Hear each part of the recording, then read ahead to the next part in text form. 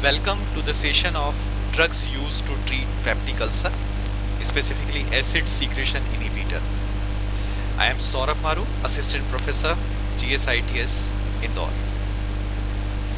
Peptic ulcer is basically ulcer which happens to be in stomach or duodenum and happens because of the acid secretion action of pepsin and causes abrasion of gastric mucosa.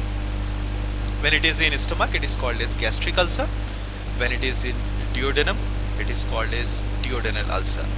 It basically happens because of imbalance between the aggressive factor and defensive factor.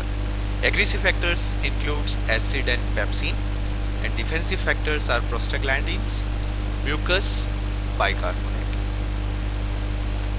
Most of the time, almost 95% of the time, there is presence of Helicobacter, and it is found to having a very close association with etiology of peptic ulcer.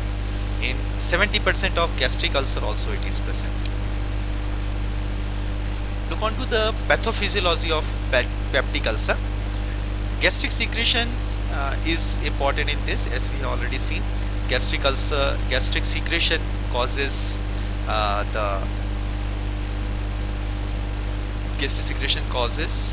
like HCl and intrinsic factor, which are secreted from the parietal cell, and this parietal cell secretion causes damage to the mucosa.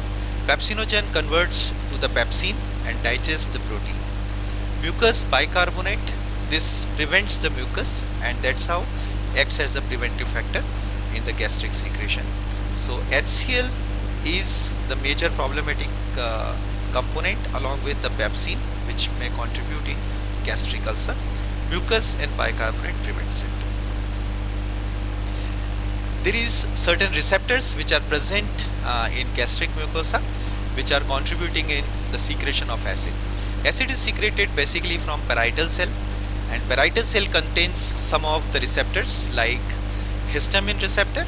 Histamine basically H2 type of receptor, gastrin receptor, acetylcholine receptor, and proton pump which has H and potassium K plus ATPase. This is the etiological aspect of the peptic ulcer.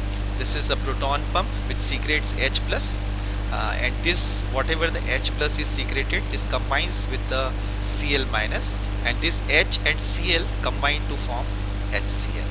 This HCl is important for the digestive purpose, and this HCl is creating acidic environment which converts pepsinogen to the pepsin, and pepsin digests the protein if there is less mucosa or if there is excess amount of acid.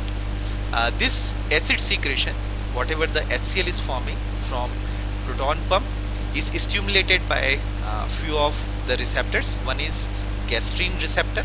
This gastrin receptor is stimulated by gastrin, and this stimulate dependent on the calcium to the proton pump. The other receptor is M3 receptor, which is a cholinergic receptor. This stimulates again proton pump and stimulates the secretion of acid. The third one is H2 receptor, which is a histaminergic receptor. Histamine stimulates this receptor, and this stimulates the proton pump for the secretion of acid. So basically these are the three main stimulations which causes increase in acid secretion.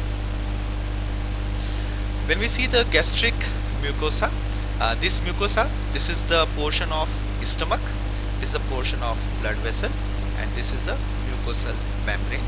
In the mucosal membrane, there is presence of carbon dioxide and water, which in the presence of carbonic anhydrase enzyme converts to H2CO3, which converts to HCO3 minus, that is carbonic acid, and H plus. So this H plus which is produced from here is available in the lumen to form H along with Cl to form Cl. So this Cl is taken up from this pathway and combined with H to form HCl. This H plus is secreted with the exchange of the potassium. So potassium get exchanged so that the H plus is excreted out. Likewise, this H plus HCO3 carbonic acid secreted here, and it exchange chloride from the blood.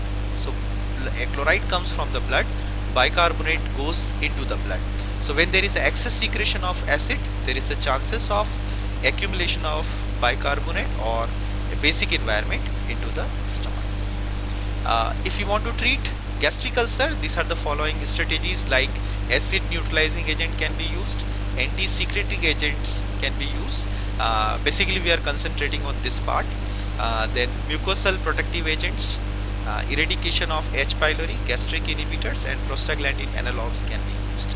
Here we will be concentrating on the acid secreting inhibitors agents. Anti-acid secretory agents are basically blocking H2 receptors, muscarinic receptor, proton pumps and gastrin. So looking onto this this diagram here, these are the agents. Gastrin is inhibited, this is by few compounds. Blogrelin is one of the compound which blocks this receptor, and that's why gastrin cannot stimulate this. Acetylcholine receptor, that is muscarinic receptor, M3 receptors, these are blocked by muscarinic antagonist like dicyclomine, which blocks this receptor, so that acetylcholine cannot act on this, and this, because of blocking of its action, the secretion stimulation due to this is blocked. Similarly, histaminergic receptor, when there is a binding of H2 receptor antagonist like cimetidine, ranitidine, etc., this blocks the action of histamine on this receptor, and that's how it blocks the stimulation because of histamine to the proton pump, and finally block the secretion of acid at the proton pump.